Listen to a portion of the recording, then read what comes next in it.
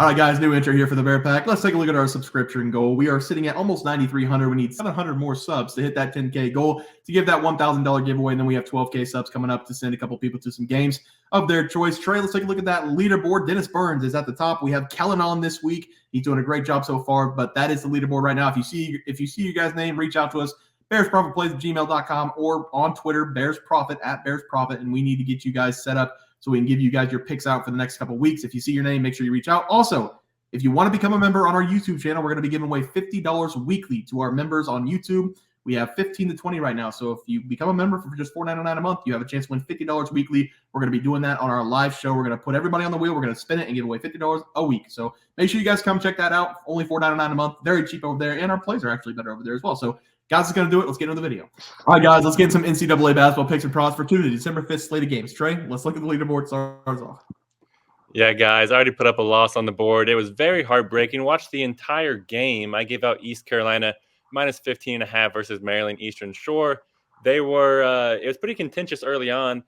East Carolina, they were only up by 2 points at halftime, so I was sweating there. But then they came out red hot in the second half. Came up by 20 points pretty quickly after the second half and rode that for pretty much the entire second half until the exact minute of 5 minutes and 36 seconds, because that's when their last field goal went in the bucket, did not score another point, only won by, I think, 11 points. So did not cover. It was very frustrating. I hate you, East Carolina. Yeah, and I'm going to go 0-1 again. The last three games have been brutal. My teams haven't shot over 30% from the field in the last three games.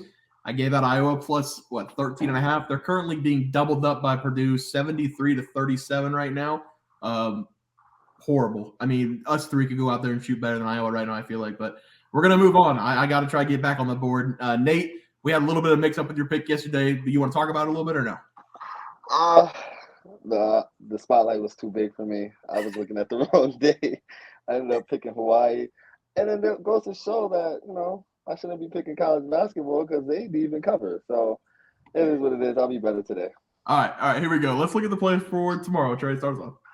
Yeah, guys, I'm going to be attacking this Lafayette at Columbia game here, and I think this is going to be a very fun game to watch because one team is no bueno, and the other team is going to compete for their conference championship. So give me Columbia here. I'm going to take them at minus 7.5 in this game. Lafayette, guys, if you haven't figured out by now, they are the doo-doo team in this matchup. That's because they enter this game with a 1-8 record and are 0-4 on the road this season.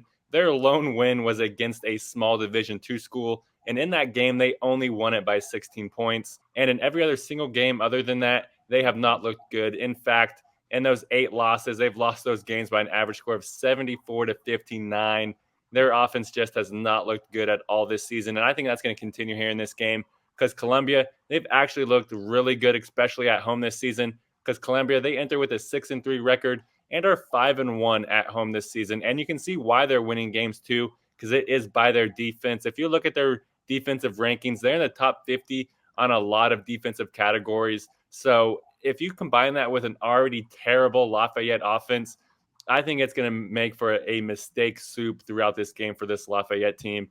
I really love Columbia here in this game. Last season, whenever these two teams played, it was in Lafayette. In Columbia, they still won that game by 12 points.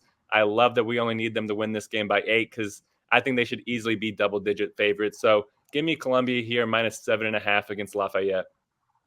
I like that one for you. For my play today, I'm going to be looking at North Carolina going up against UConn. Big game here. I'm going to take UConn Huskies minus 5.5 against North Carolina. The last time I bet against North Carolina, they put up 100 points on my head on Tennessee. But I'm going to go against them on this game again. North Carolina, they have a ton of scores. And as a team, they're averaging 86.3 points per game. RayJ Davis this season has been fantastic for them. However, I just watched UConn play the Kansas Jayhawks in their last game. They almost took down the Jayhawks in Allen Fieldhouse. They are also scoring nearly 87 points per game. And they have all 5 starters averaging 14-plus points per game. They got a ton of shooters. If you guys did catch that Kansas game, they were one shot away from winning that game, but Spencer came up just a hair short on that 3-point shot. UConn was down in that game by 15 points, and they came all the way back, and they almost won on the road in the toughest place to play in college basketball. I still think the Huskies are the better team, but because Kansas had that home court advantage, they took the game.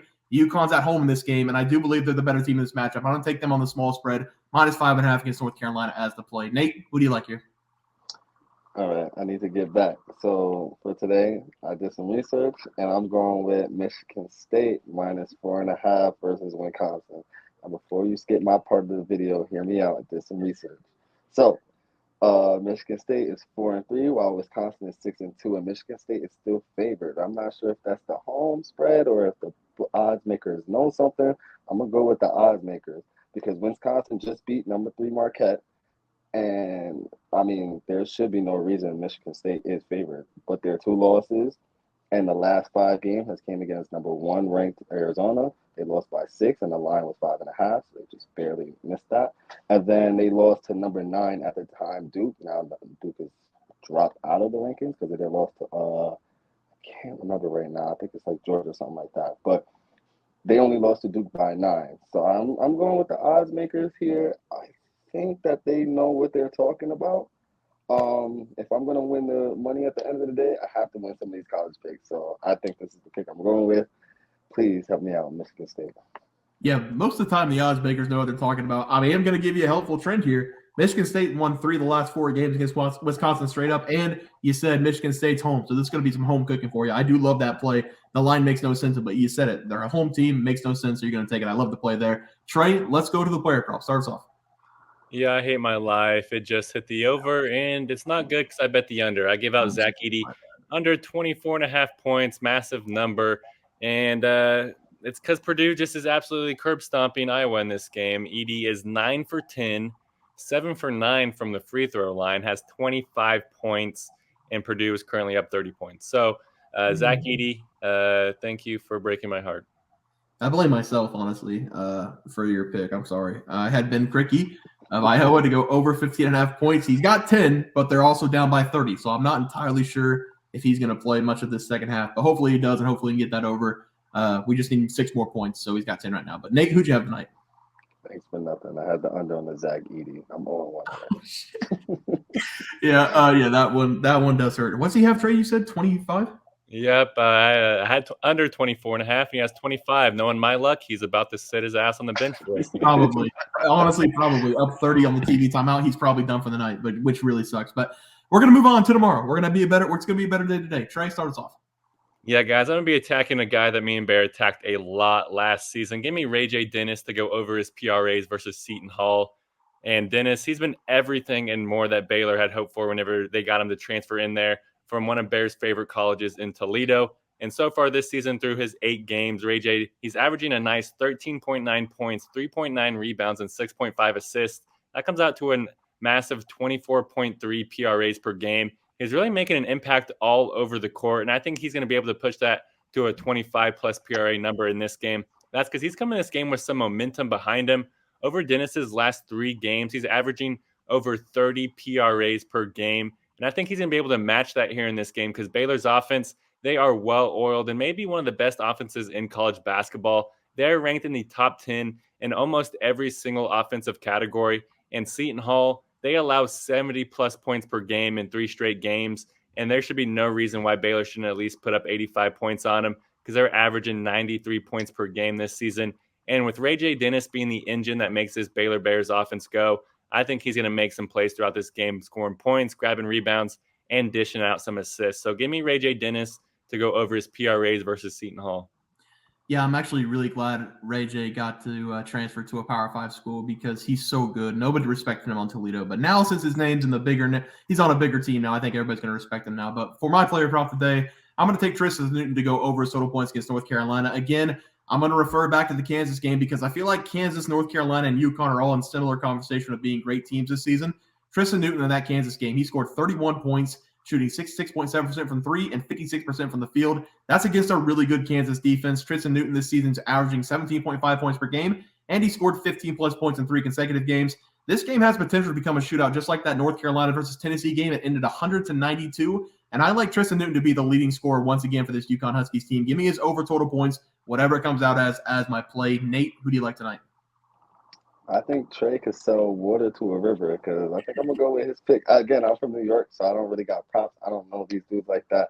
But listening to your arguments, I got to go with Trey. RayJ Davis sound like the engine that could make him go. I do favor overs, and it just sounds doable. So I'm going to go with that. You lose 2 in a row, I'm going with Bears next pick.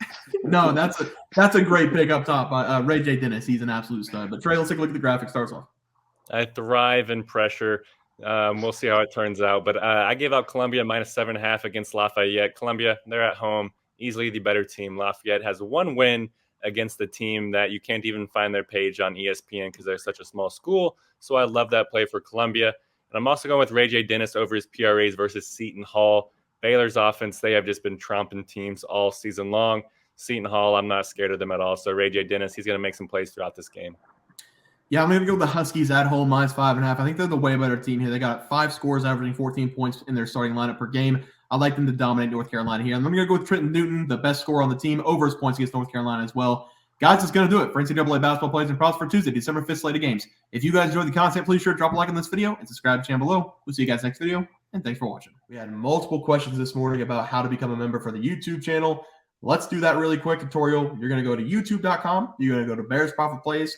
You're going to search it in. You're going to hit our thing. There's a join button right just to the right of subscribe. You can click that. There's 2 options. You have the Bear Pack for $4.99. That gives you access to YouTube member plays. And then you have the Bear Pack Gold for $7.99 a month. That gives you access to our member plays on YouTube. And it gives you a 1-month membership to our website, bearsprofitplays.com. So if you get the Bear Pack Gold, you save yourself $2 a month, a little bit cheaper if you want to do that. But that is the tutorial for anybody that needed it. We had multiple questions today through email about how to do it, and it wasn't working. But if you want to know, there it is right there. Trey,